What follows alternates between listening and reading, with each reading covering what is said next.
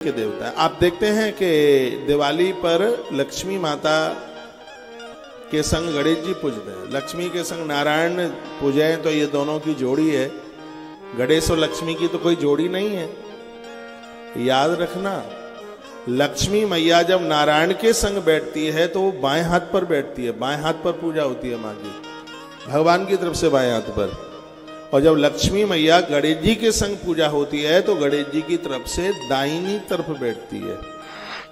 माँ और बेटा सफर भी कर रहे हैं तो मैया दाहिने हाथ पर होती है और बच्चा बाएं हाथ पर होता है यात्रा के समय पर। ऐसा एक पति का वामांग है जहां पर नारी पति के वामांग में बैठती है, लेकिन जब वो धार्मिक कार्य में होती है तब पत्नी दाहिने अंग में बैठती है, दाहिनी तरफ बैठती है। रात्रि को सोते समय बाईं तरफ, चलते समय बाईं तरफ, खाते समय बाईं तरफ, पूजा के समय पर दाहिनी तरफ। आप दिवाली को लक्ष्मी और गणेश की पूजा करते हैं, लक्ष्मी मैया दाहिनी तरफ और गणेश जी बाईनी तरफ होने चाहिए। अब सब्जेक्ट ये है कि लक्ष्मी मैया गणेश के लक्ष्मी मैया के संग गणेश क्यों पूजे जाते हैं?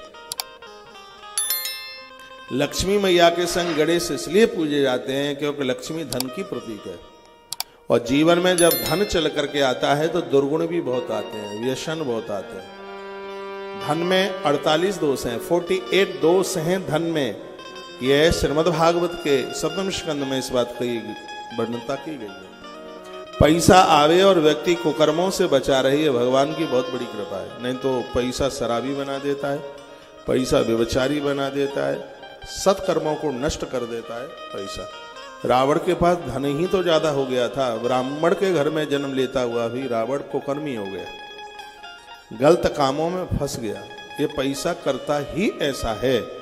धन आवे और धर्म सुरक्षित बना रहे, इसके लिए भगवान गणेश जी की कृपा चाहिए। तो दिवाली पर सब लोग धन मांगते हैं, इसलिए तो सब पूजा करते हैं। तो पैसा आवे और पैसा बुद्धि बर्बाद ना कर दे, बुद्धि खत्म ना कर दे, तो बुद्धि के देवता भगवान गजानंद हैं। इसलिए दिवाली की रात्रि को गणपति पूजे जाते हैं। हे गजानंद, धन आवे, हमारी बुद्धि को संभाल करके तुम रखना, ये आपसे प्रार्थना है। अब के तो ताली आगे वालों ने इतनी जोर से बजाई है, पीछे वाले सोच रहे हैं कितनी जोर से तालियां। मैं तो तालियां बजवा बजवा करके आपके हाथ की लकीर तकदीर बदलवा रहा हूं ईश्वर के दरबार में।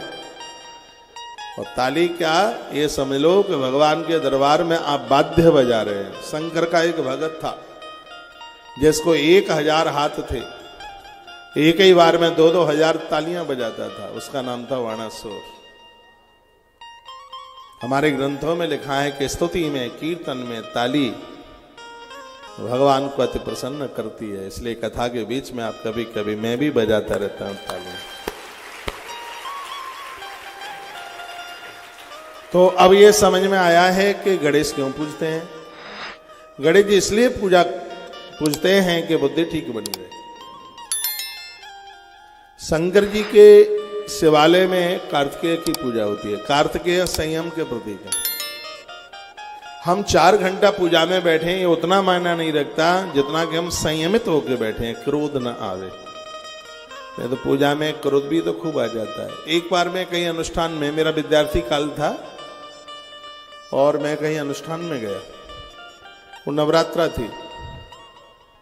नवरात्रा के अनुष्ठान में सब अमावस्या को ही तैयारी कर ली जाती है। सेठ जी बैठे पूजा में, मैं भी किसी आचार्य के संग गया था, आचार्य कोई और थे।